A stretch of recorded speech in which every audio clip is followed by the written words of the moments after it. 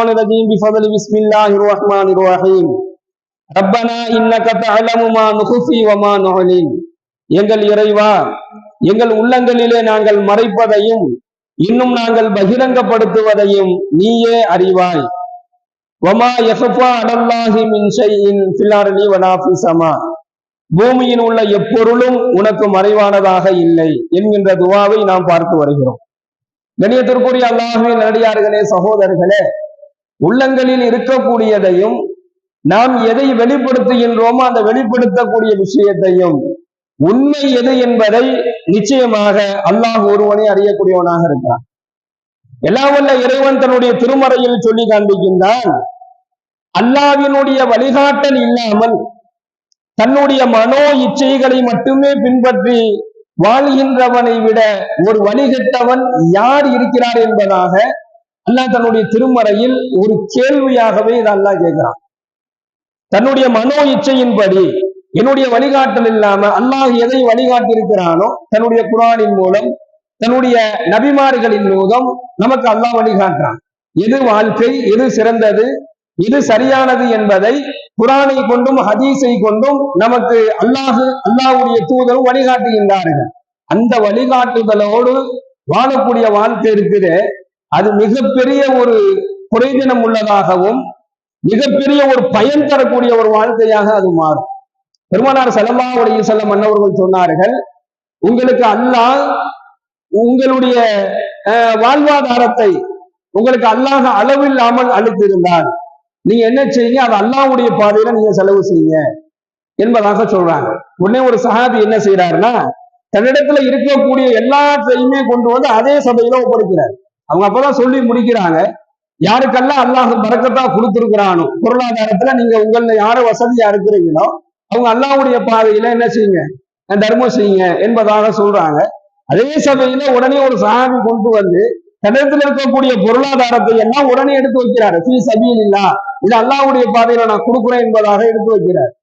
நாயகம் ஸல்லல்லாஹு அலைஹி வஸல்லம் அன்னவர்கள் சொன்னார்கள், யார் அல்லாஹ்வுடைய பாதையில இது போன்று அல்லாஹ்வினுடைய கட்டளைகளை உடனடியாக நிறைவேற்றுகின்றார்களோ, அந்த நிறைவேற்றக்கூடிய அந்த பொருளாதாரம் இருந்து அல்லது நிறைவேற்றக்கூடிய உடலில் அந்த ஆரோக்கியம் இருந்து அல்லாஹ்வினுடைய அந்த கட்டளைகளை உடனே யார் நிறைவேற்றுகின்றார்களோ நிச்சயமாக அல்லாஹ் அவர்களுக்கு சொர்க்கத்தை விட ஒரு குறைவான கூலியை அல்லாஹ் வழங்குவதில்லை என்பதாக சொல்றாங்க. அதே போன்று அந்த சஹாபி அவர் படுத்து உறங்கும் பொழுது அல்லாஹ் அவருக்கு சொர்க்கத்தையும் காண்பித்தான். சொர்க்கத்தினுடைய வாசல் வரைக்கும் என்ன செஞ்சார், தன்னுடைய கனவின் மூலமாகவே அவர் போயிட்டு அந்த கதவு திறக்க முடியல, திருப்பி அனுப்பப்படுறார். அப்ப கனவுலேயே அவர் சொர்க்கத்தை பார்க்கிறார். சொர்க்கத்தில் இருக்கக்கூடிய அந்த ஹூருலின்கள், அந்த பெண்களை பார்க்கிறார்.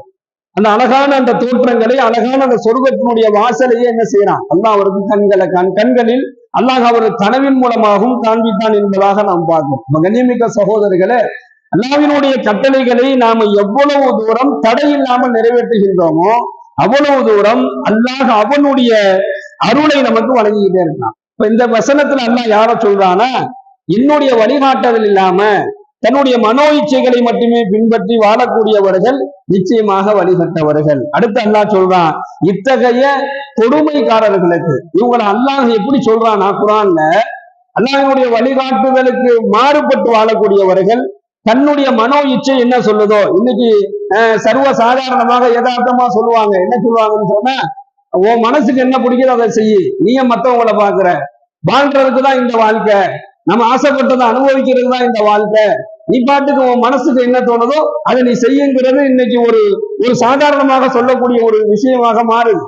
இன்று வளர்ந்து வரக்கூடிய இளம் பெண்கள், இளம் ஆண்கள், அது இஸ்லாமிய சகோதரர்களை நம்ம பார்க்கலாம், அவங்களே என்ன செய்யறாங்க, மார்க்கத்தினுடைய வழிமுறைகளை மறந்து ஆசைப்பட்டதை அனுபவிக்கிறது தான் வாழ்க்கை என்று சொல்லக்கூடிய ஒரு நிலை இன்றைய சமுதாயத்தில், இன்றைய மக்களிடத்துல பரவலா உருவாயிடுச்சு. அதனால நான் என்ன செய்யறான், குர்ஆன் ஹதீஸ் எதையுமே பார்க்கறது இல்லை, தாய் தந்தை எதையுமே பார்க்கறது இல்லை, எது சரி எது கெட்டது என்பதை பார்க்கறது இல்லை, எது ஹராம் எது ஹலால் என்பதை பார்க்கறது இல்லை, ஆசைப்பட்டதை என்ன செய்யணும், அனுபவிச்சுக்குவோம் என்கின்ற ஒரு கோட்பாடுக்குள் இன்றைய இளம் சமுதாயங்கள் உள்ள இருக்கிறத பார்க்கணும். அதுல குறிப்பாக இஸ்லாமிய சமுதாய இளம் பெண்கள், இளம் ஆண்கள் இடத்துல கூட இது பரவி வருவது ரொம்ப ஒரு கை செய்யறதுக்குரிய ஒரு விஷயம். அல்லாஹ் சொல்றான், உங்களுடைய மனோ இச்சைகளை மட்டுமே நீங்கள் பின்பற்றினால் நீங்களா வழிகட்டவங்க. அது மட்டும் அல்லாமல் அல்லாஹ் அவர்களை கொடுமைக்காரர்கள் என்பதாக சொல்றான். இத்தகைய கொடுமைக்காரர்களுக்கு நான் என்ன ஆசைப்படுறேனோ அதை நான் செய்வேன், என் மனசுக்கு என்ன தோணுதோ அதன்படி நான் வாழுவேன், நான் யாருக்கும் கட்டுப்பண்ணுங்கிற அவசியம் கிடையாது, எது சரி எது தவறுலாம் எனக்கு தெரியாது, நான் ஆசைப்பட்டதான் நான் வாழ்வேன் என்பதாக சொல்லக்கூடியவர்களுக்கு அல்லாஹ் சொல்றான், ஒருபோதும் இவர்களுக்கு நான் நல்வழியை காட்டுவதில்லை என்பதாக அல்லாஹ் சொல்றான். அப்படி அல்லாஹ் கைவிட்டுருவேன் என்பதாக கூறுகின்றான். அல்லாஹ் பாதுகாக்க வேண்டும். இனிமிக்க சகோதரர்களே, தவறான பாதையில ஒரு அடியான் செல்லும் பொழுது நிச்சயமாக அந்த அடியானை அல்லாஹ் நல்ல வழியின் பக்கம் கொண்டு செல்வது அல்லாஹினுடைய மிகப்பெரிய ஒரு இரக்க குணம். அது அல்லாஹ் என்ன செஞ்சிட மாட்டான், கைவிட்ட மாட்டான். நல்லா இருக்கக்கூடிய ஒரு தன்னுடைய அடியான் வழிமாறும் பொழுது அல்லாஹ் வழிகாட்டுவான். ஆனால் மனோ இச்சைகளை மட்டுமே பின்பற்றி அந்த மனசு என்ன சொல்லுதோ, அந்த மனசுல இருக்கக்கூடிய ஆசை என்ன சொல்லுதோ அதை மட்டுமே ஒருத்தன் பின்பற்றினான்னு சொன்னா அவனுக்கு நான் சிறந்த வழியை காட்டுவதில்லை என்பதாக அல்லாஹ் சொல்லி காண்பிக்கின்றான். அந்த வழி கெடுப்பதுல முதல் விஷயமாக ஸல்லல்லாஹு அலைஹி வஸல்லம் அன்னவர்கள் மனோ இச்சையை தான் சொல்லி காண்பிக்கின்றார்கள். முதல்ல எது உங்களை வழி கெடுக்கும்னா உங்களுடைய உள்ளத்தில் ஏற்படக்கூடிய அந்த இச்சைகள், அந்த ஆசைகள் தான் வழி கெடுப்பதுல முதல் தரமாக இருக்கும். முதல்ல பணத்தின் மீது ஒரு ஆசை ஏற்படும். பணத்தின் மீது ஒருவனுக்கு இச்சைகள், ஆசைகள் அதிகமாக ஆயிடுச்சு அப்படின்னு சொன்னா அந்த பணத்தை சம்பாதிப்பதற்காக வேண்டி எந்த நிலைக்கு வேண்டாலும் செல்லக்கூடிய ஒரு சூழலை நம்ம பார்க்கிறோம். திருடுவதை பார்க்கிறோம், கொள்ளையடிக்கிறத பார்க்கிறோம், அடுத்தவர்களுடைய பொருளாதாரத்தை அபகரிப்பதை பார்க்கிறோம், அடுத்தவர்களுக்கு துரோகம் செய்யறதை பார்க்கிறோம், பணத்துக்காக வேண்டி பொய் சொல்றதை பார்க்கிறோம், பணத்துக்காக வேண்டி பொய் சாட்சியாளர்களாக மாறுவதை பார்க்கிறோம், பணம் கிடைக்கிறதுக்காக வேண்டி சொந்த உறவுகளை முறித்து வாழ்றதை பார்க்கிறோம். எவ்வளவு இருக்கு. இதுக்கு என்னுடைய முழு காரணமா என்ன நிற்கும்னா பணம் இருக்கும். பணம் கொடுத்தா இதை வேண்டாலும் செய்யலாங்கக்கூடிய ஒரு சூழலை சைத்தான் ஏற்படுத்துவான். பணத்தின் மீது மோகம், அந்த இச்சை என்ன செஞ்சிடும், பலி கெடுப்பதுல முதல் விஷயமாக மாறுது. இரண்டாவது பதவிக்காக வேண்டியும் புகழுக்காக வேண்டியும் இந்த உலகத்தினுடைய ஆசைகளை, உலகத்துல எல்லாத்தையுமே அனுபவிக்கணுங்கக்கூடிய அந்த உலக மோகத்துக்காக வேண்டியும் மனிதன் விலங்குகளாக மாறுகின்றான். விலங்குகளுக்கு என்ன இல்லை, கட்டுப்பாடு கிடையாது. அதே போன்ற கட்டுப்பாடு இல்லாமல் மனிதன் மாறக்கூடிய ஒரு சூழல் ஏற்படும் பொழுது ரொம்ப கீழ்த்தரமானவனாக அவன் மாறுவதற்கு இந்த மனோ இச்சைகள் தான் முதல் காரணமாக அமைகிறது என்பதாக நாயகம் ஸல்லல்லாஹு அலைஹி வஸல்லம் அவர்கள் சொல்லி காண்பிக்கின்றார்கள். தன்னுடைய உடல் இச்சையை தீர்த்துக் கொள்வதற்காக வேண்டி எந்த ஒரு துணையும் சேர்த்துக் கொள்ளக்கூடிய நிலை இந்த மனோ இச்சையால் ஏற்படும். அதுதான் விபச்சாரம். கடைசியில கொண்டு போய் விபச்சாரத்துல கொண்டு போய் விட்டுரும். பணத்தில் ஆரம்பிச்சு, பதவியில் ஆரம்பிச்சு, புகழ் ஆரம்பிச்சு, உலக மோகத்தை தாண்டி உடல் இச்சைகளை தீர்ப்பதற்கு எங்கவனா என்ன செஞ்சுக்கலாம், தனக்கு யார் ஹலால் யார் ஹராம் என்பதை கூட அந்த இச்சைகள், அந்த ஆசைகள் அவனுடைய கண்களை மறைத்து விடும் பொழுது அவன் விபச்சாரத்திலே போய் விழுந்தான். நல்லா பாதுகாக்க வேண்டும். அப்ப கண்ணியமிக்க சகோதரர்களே, பெருமானார் ஸல்லல்லாஹு அலைஹி வஸல்லம் அன்னவர்கள் உங்களுடைய மனதை, உங்களுடைய மனோ இச்சைகளை நீங்கள் கட்டுப்படுத்திக் கொள்ளுங்க. ஷைத்தான் தூண்டும் பொழுதெல்லாம் அல்லாஹ் எதை வழிகாட்டினானோ அந்த வழிகாட்டுதலின் படி உள்ளத்தை மாற்றணும். அப்படி மாற்றக்கூடிய ஒரு சிறப்பான ஒரு நாட்கள்ல தான் நம்ம இருக்கிறோம். அதுதான் இந்த துல்ஹஜ்ஜினுடைய இந்த முதல் 10 நாட்கள். இந்த நாட்களை நம்ம சாதாரணமாக கடந்து போயிட முடியாது. இந்த நாட்களை பற்றி அல்லாஹ் ரொம்ப அழகாக குர்ஆனிலே பதிவு செய்கிறான்.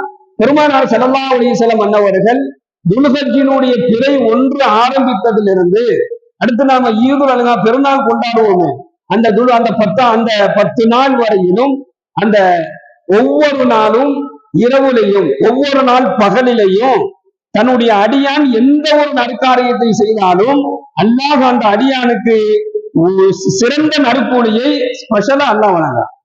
மற்ற நாட்கள்ல செய்யக்கூடிய நன்மைகள் இபாதத்துகளுக்கு அல்லாஹ் நற்கூலியை வழங்குவதாக இருந்தாலும் இந்த துல்ஹஜ்ஜினுடைய இந்த 10 நாட்கள் செய்யக்கூடிய அமல்கள், இபாதத்துகள், நல்ல காரியங்கள், நல்ல செயல்களுக்கு ஸ்பெஷலான நற்கூலியை அல்லாஹ் வழங்குறான். போர்க்களத்துல போய் போர் செஞ்சு அல்லாஹ்விற்காக வேண்டி உயிரை தியாகம் செய்வதை விட இந்த துல்ஹஜ்ஜினுடைய இந்த 10 நாட்கள்ல இரவுலையோ பகல்லையோ அதிகமான இபாதத்துகள் செய்வது சிறந்தது என்பதாக ஸல்லல்லாஹு அலைஹி வஸல்லம் சொல்றாங்க. எவ்வளவு பெரிய ஒரு சிறந்த ஒரு நாள் என்பதை நம்மால இதுல இருந்து புரிந்து கொள்ள முடியும். பெருமானார் ஸல்லல்லாஹு அலைஹி வஸல்லம் அன்னவர்கள் இந்த துல்ஹஜ்ஜினுடைய இந்த 10 நாட்கள்ல நீங்கள் இரவு நேரத்தில் இபாதத் செய்யுங்க. மிகப்பெரிய ஒரு பிரயோஜனத்தை அது தரும். இந்த துல்ஹஜ்ஜினுடைய இந்த 10 நாட்கள்ல அதிகமாக குர்ஆன் ஓதுங்க, நல்ல காரியங்களில் அதிகமாக ஈடுபடுங்கள். ஏன்னா இந்த 10 நாட்களும் சிறந்த நாட்களாகவே ஸல்லல்லாஹு அலைஹி வஸல்லம் சொல்றாங்க. அல்லாஹ் இந்த 10 நாட்களை சிறப்பாக ஆக்கி வைத்ததற்கு ஒரே ஒரு ஆதாரத்தை அல்லாஹ் சொல்லும் பொழுது ஒன் ஃபஜ்ரி வலையாலின் அஷ்ர், ஒரு 10 இரவு மேல அல்லாஹ் சத்தியம் பண்றான். நாம ஒரு ஒரு ஒரு பொருளின் மீது சத்தியம் பண்றோம்னா அது நமக்கு ரொம்ப பிரியமானதாக இருக்கணும், அல்லது நமக்கு மிகவும் பிரமிக்கக்கூடியதாக நாம விரும்பக்கூடியதா இருக்கணும். அப்ப அல்லாஹ் ஒரு 10 இரவு மேல அல்லாஹ் சத்தியம் பண்ணா அந்த 10 இரவு அல்லாஹ் விரும்புறான்னு அர்த்தம். வல் ஃபஜ்ர் வலையாலின் அஷ்ர், 10 இரவுகளின் மீது சத்தியம் என்பதாக அல்லாஹ் சத்தியம் செய்யக்கூடிய அந்த உயர்தரமான அந்த இரவுகளை கலக்கக்கூடியவர்களாக நாம் இருக்கிறோம். இந்த துல்ஹஜ்ஜினுடைய மாதத்துல இந்த 10 நாட்களில் இரவிலோ பகலிலோ அதிகமாக இபாதத் செய்வது, குர்ஆன் ஓதுவது, நிறைய நற்காரியங்கள் செய்வது, இந்த இந்த இதுல வரக்கூடிய அந்த ஈதுல் அல்ஹாவுல வசதி வாய்ப்புகள் இருக்கும் பொழுது குர்பானி செய்வதெல்லாம் மிகப்பெரிய ஒரு நன்மைகளை ஏற்படுத்தி தரும். எல்லாம் வல்ல இறைவன் இந்த இரவுகளை, இந்த துல்ஹஜ்ஜினுடைய இந்த 10 நாட்களில் அதிகமாக இபாதத் செய்யக்கூடிய ஒரு நன்பாக்கியத்தையும் நம் அனைவருக்கும் அல்லாஹ் வழங்குவானாக. வாயில்தவானா அல்ஹம்துலில்லாஹி ரப்பில் ஆலமீன். அஸ்ஸலாமு அலைக்கும் வரஹ்மத்துல்லாஹி வபரகாத்துஹு. சுப்ஹானல்லாஹி வபிஹம்திஹி சுப்ஹானக்கல்லாஹும்ம வபிஹம்திக வனஷ்ஹது அல்லா இலாஹா இல்லா அன்த வனஸ்தக்ஃபிருக வனதூபு இலைக். சுப்ஹான ரப்பிக ரப்பில் இஸ்ஸத்தி அம்மா யசிஃபூன் வஸலாமுன் அலல் முர்ஸலீன் வல்ஹம்துலில்லாஹி ரப்பில் ஆலமீன்.